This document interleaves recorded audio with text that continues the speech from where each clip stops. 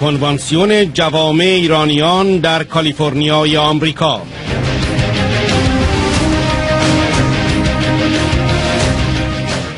گرامیداشت شهیدان قتل عام زندانیان سیاسی، جنایت علیه بشریت و نسل کشی مجاهدین در سال 67.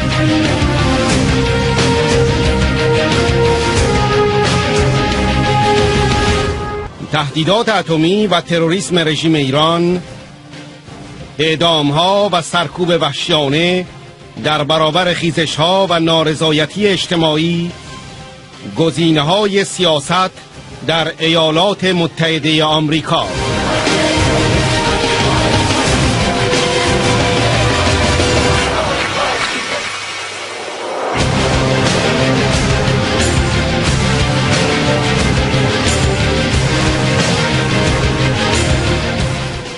حملات موشکی و بحران مبرم امنیتی در لیبرتی، ضرورت بازگشت مجاهدین از لیبرتی به اشرف برای تأمین امنیت و حفاظت.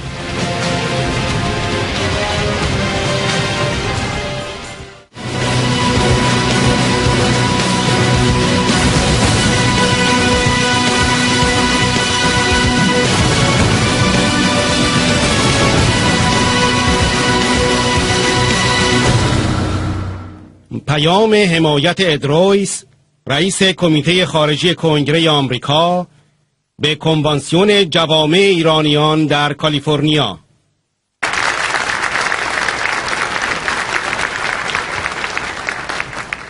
I would like to ask Ms. Keila Molina from Congressman Ed Roy's office to join us on stage.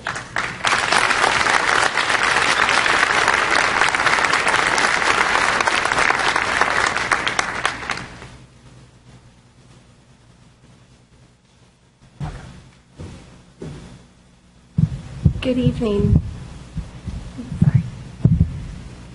Good evening. On behalf of Congressman Ed Royce, representing the 39th Congressional District here in California, and also the chairman of the House Foreign Affairs Committee, I'd like to make a few presentations of certificates on his behalf this evening. I'd also like to offer our regrets from Congressman Royce's office that Congressman Royce could not be here for this very important gathering. He is actually overseas on a congressional delegation, but I know that I extend his pleasure in being able to be here and represent him and also listen to these very important remarks about the Iranian American community and your participation and your influence and leadership here in the United States.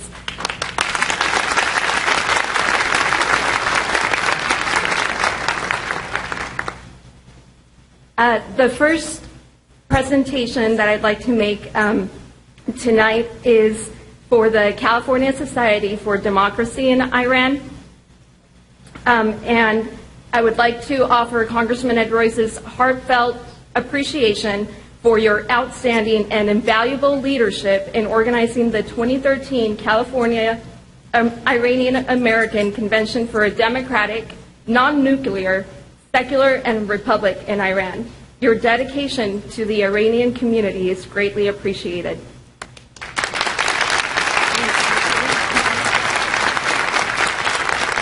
Thank you so much.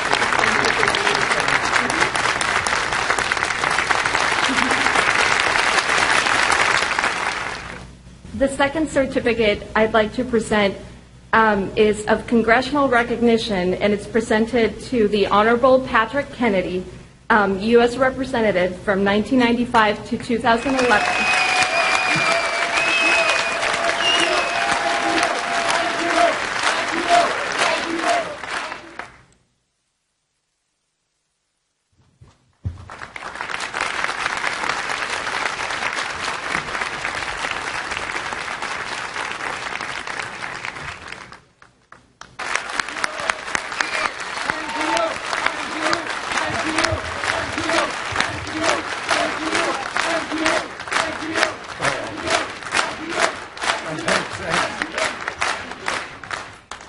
No, thank you for reminding me and reminding our fellow Americans that we do indeed stand for freedom, or we stand for nothing.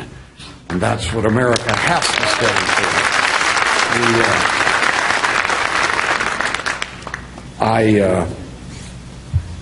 I have been very deeply touched by the struggle that's been going on, whether it's Camp Ashraf or Camp Liberty or just the people of Iran, against this horrible, just anti-human regime that now occupies Iran. And it is your presence, yes, you are, and the people of Camp Ashraf and the people now of Camp Liberty are a bother to the mullahs, because your existence is, your very existence is a threat to that type of regime. America must stand with those refugees at Camp Liberty, must stand with the people in Iran who are fighting the mullahs, or in the end we will pay an awful price for giving up our principles.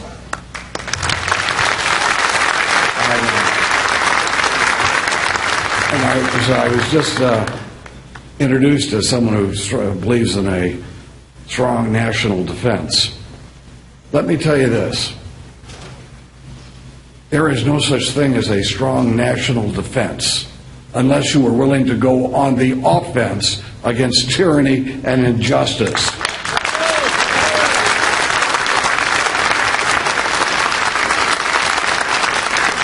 This man is for us to make a stronger commitment, knowing these people are still at the same game of tyranny and injustice and suppression.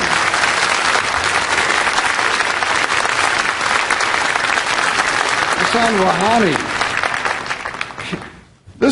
this guy was one of the top murderers back in the 1980s.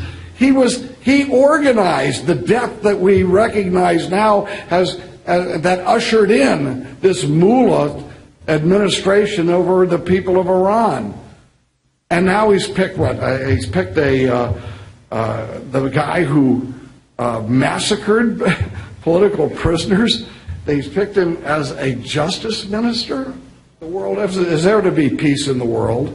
If there's going to be any security, the mullah regime has to end. The mullahs have to go back to the mosque and leave the people of Iran free to choose their own leaders without the dictates of the mullahs.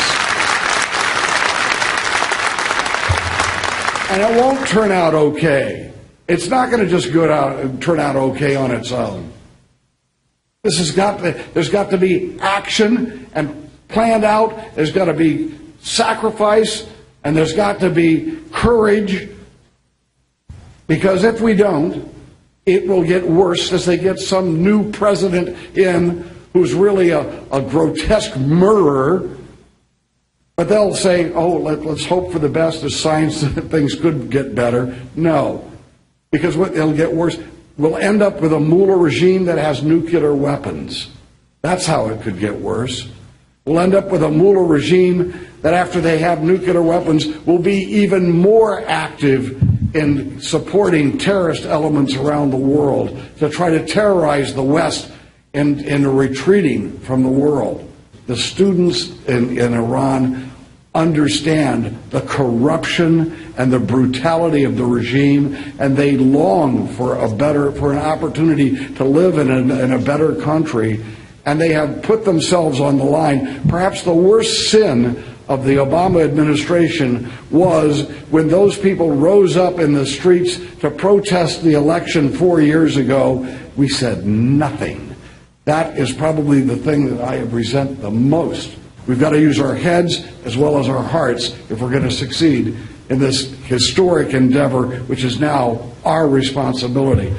And I was so pleased that when I went to Paris, I was able to meet with the leadership and to commit all, myself and others in my CODEL, congressional delegation, to trying to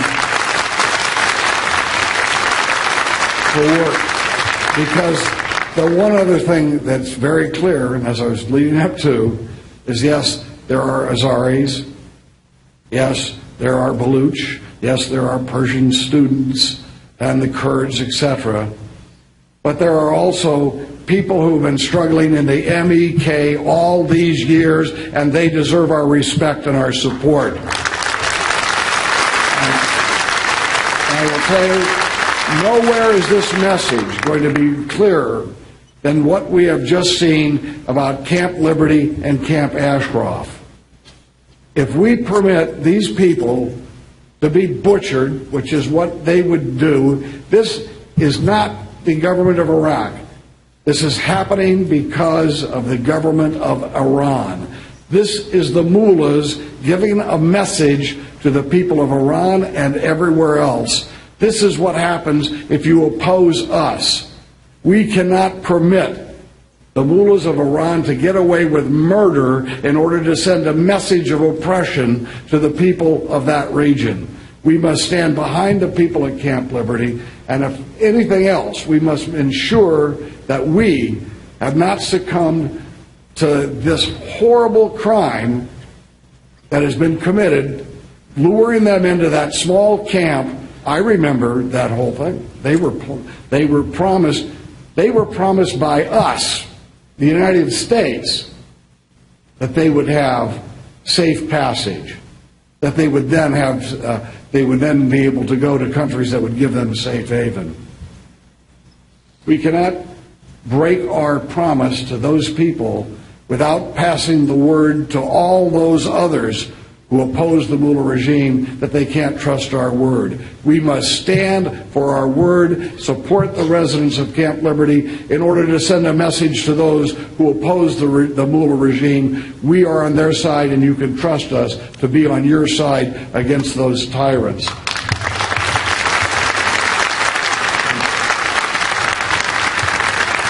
finally, with that said, we need to stick together, all of us. Let me reaffirm that today by standing with you and demanding that the mullah regime be replaced with a democratic government in Iran, and that we will continue standing with the people of Iran against that dictatorship as long as we have breath and life in us in the United States. I thank you. You are our link now for those people in Iran.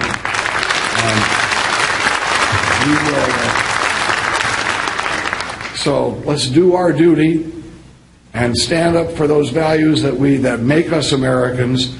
And I have every reason to believe that we will triumph. All of these plagues, we will triumph over radical Islamic terrorists and radical Islamic mullahism, because we are the believers in freedom and justice. We Americans will help those who are struggling and win the day for freedom. Thank you all very much.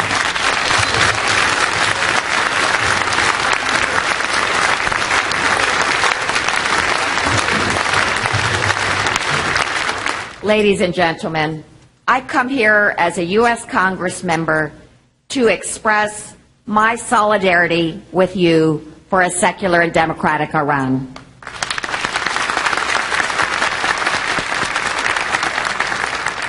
I have seen you so often in Washington, D.C. I admire your persistence and your effort in going there and presenting your cause. And so, we know that in June, Iran held presidential elections, electing Hassan Rouhani to the post. We do not know what this will mean, but what this election reminds us of is an election that occurred 25 years ago. And it was 25 years ago when 30,000 political prisoners were executed in mass killings intended to silence the voices of reform. Innocent victims, many jailed for offenses like distributing newspapers and leaflets, taking part in demonstrations, or collecting funds for prisoners' families. They were men, they were women, they were teenagers. They were students, members of opposition parties, and religious and ethnic minorities. And as we think about that bloody summer, we must remember that the fight is indeed far from over, as those living in Camp Liberty know all too well. Iranians throughout the country are arrested and even killed simply because they disagree with the ruling party. And PMOI in Iran are singled out particularly for persecution. And in Iraq, Camp Ashraf and Camp Liberty residents are terrible targets. That is why I co-sponsored House Resolution 89 that condemns these deadly attacks.